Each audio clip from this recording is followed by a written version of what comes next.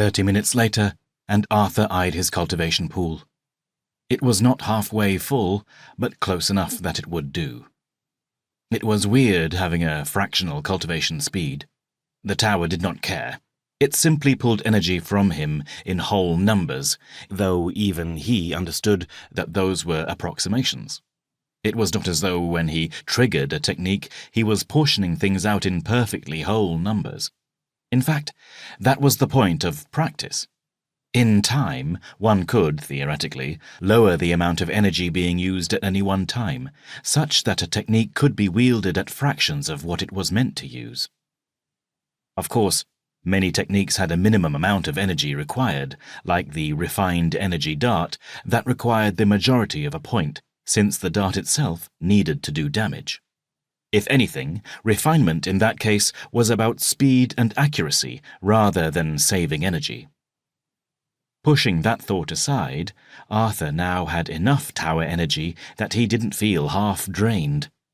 Next up on the list of things to do to stay alive was healing some of those nasty wounds.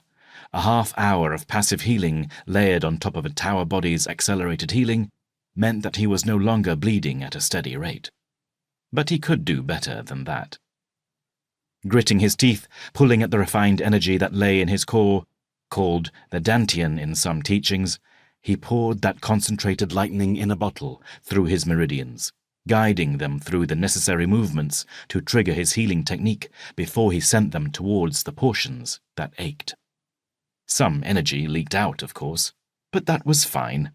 The accelerated healing technique was meant to heal all of him, so whatever healing energy leaked out to other parts of the body would do good there too.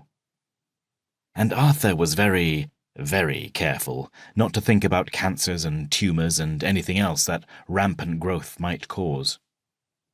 Healing was never a pleasant process. It wasn't necessarily painful. He didn't have bones that were out of place. There was one, but it was uncomfortable. This time, however, it was painful to feel torn skin connect to skin.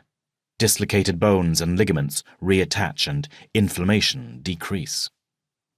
10 minutes later, Arthur was panting, his body covered with light sweat.